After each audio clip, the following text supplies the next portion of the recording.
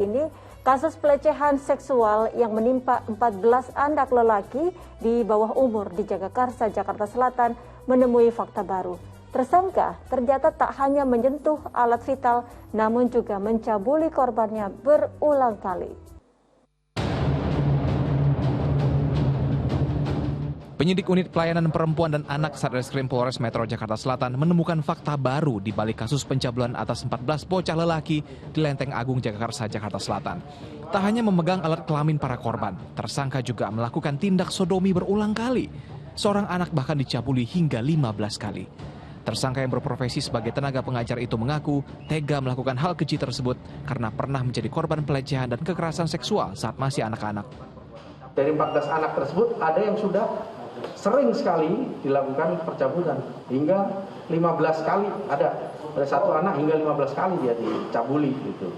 Inilah kejinya dari pelaku tersebut. Bahkan selain mengajak main game online, juga mempertontonkan video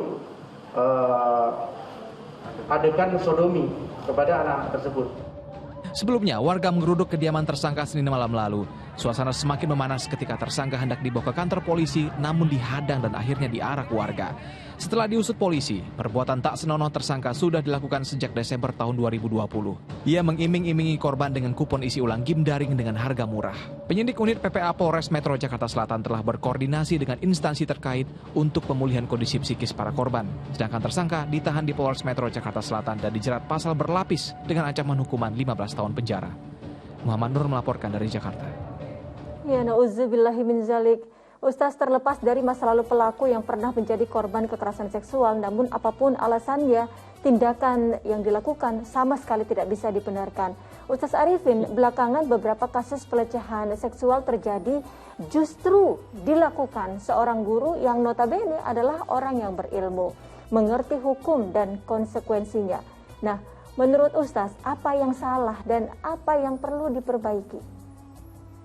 Begini Mbak Utri, saya melihat ini kadang-kadang kita terlalu merasa atau sering menggunakan dalih bahwa guru pun manusia, polisi pun manusia. Jadi ketika umpamanya ada oknum polisi yang melakukan kejahatan, kita buru-buru atau sang polisinya sendiri mengatakan ya polisi juga kan manusia. Artinya seolah-olah wajar dong kalau dia melakukan kejahatan, namanya juga manusia. Tapi sebenarnya itu bukan alasan ya, itu saya kira akal-akalan gitu.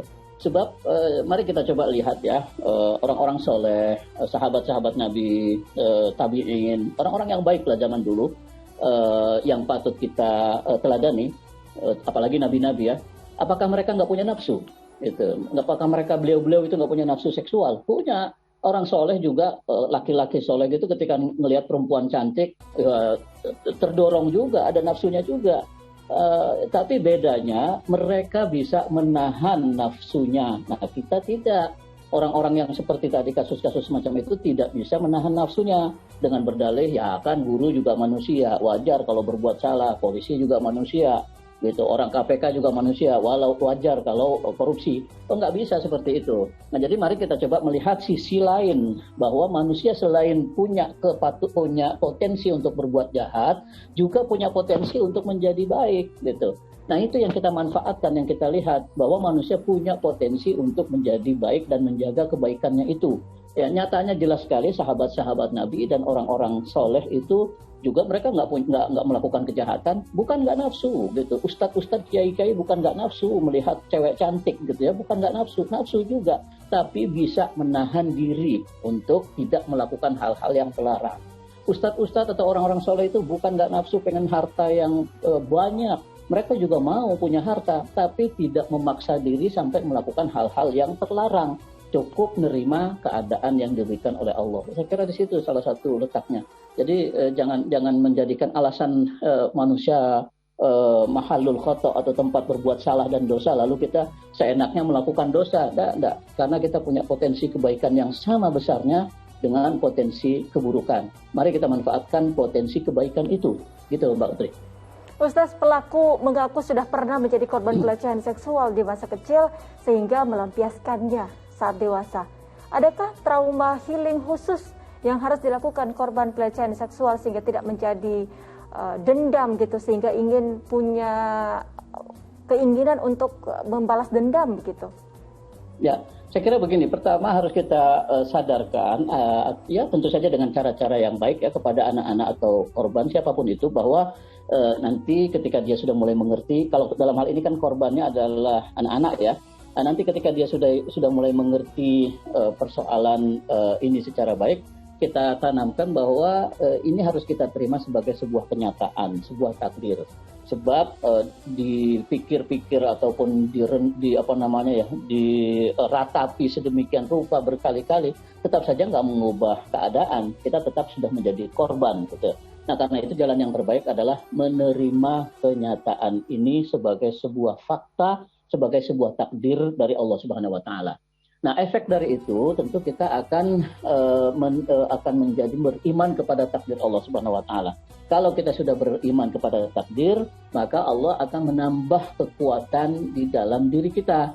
Tidak mudah meratap, tidak mudah menyalahkan diri sendiri. Kan ada orang yang ketika mengalami hal-hal semacam ini kemudian menyalahkan dirinya sendiri, karena mungkin dirinya itu dianggap kemayu, kalau dalam bahasa Jawa itu ya, laki-laki tapi kemayu, kecewek-cewekan, jalannya umpamanya lenggak-lenggoknya kecewek-cewekan sehingga mengundang orang lain untuk berbuat asusila kepadanya. Itu juga nggak perlu terjadi. Siapa yang mau sih kita umpamanya ditakdirkan semacam itu? Kita juga tidak mau jadi orang yang kemayu, tidak mau jadi orang yang kecewek-cewekan, yang laki-laki. Nah, jadi yang perlu kita tanamkan adalah kita perlu menerima ini sebagai fakta, sebagai kenyataan, sebagai takdir dari Allah Subhanahu wa Ta'ala. Itu satu. Yang kedua, kita juga jangan menyalahkan diri ya.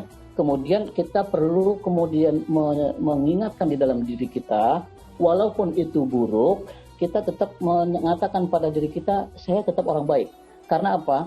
Karena nyatanya saya adalah korban. Nah, itu saya kira perlu ditanamkan juga kepada adik-adik atau korban-korban yang semacam itu. Saya bukan pelaku, saya adalah korban. Nah, karena itu kita tidak perlu kemudian balas dendam. Karena kita bukan orang jahat gitu. Kita ditakdirkan oleh Allah bukan orang jahat. Kenapa kemudian kita memilih menjadi orang jahat, melampiaskan nafsu kita kepada orang lain, seperti halnya orang lain pernah melakukan itu kepada kita. Saya kira itu perlu diputus mata rantai itu. Sebab kalau orang berpikirnya begitu, karena pernah menjadi korban, lalu dia ingin mencari orang lain untuk dijadikan korban juga, nggak ada selesai-selesainya. Itu akan terus-menerus memakan korban baru lagi dan lagi. Apalagi biasanya satu orang pelaku itu korbannya banyak. Berarti kan satu orang pelaku bisa melahirkan bakal pelaku-pelaku baru yang juga banyak. Saya kira itu harus kita putus mata rantai itu dengan cara seperti tadi. Begitu, Mbak Utri. Baik Ustaz, semoga kita semuanya dijauhkan dari hal-hal demikian. Kita lanjutkan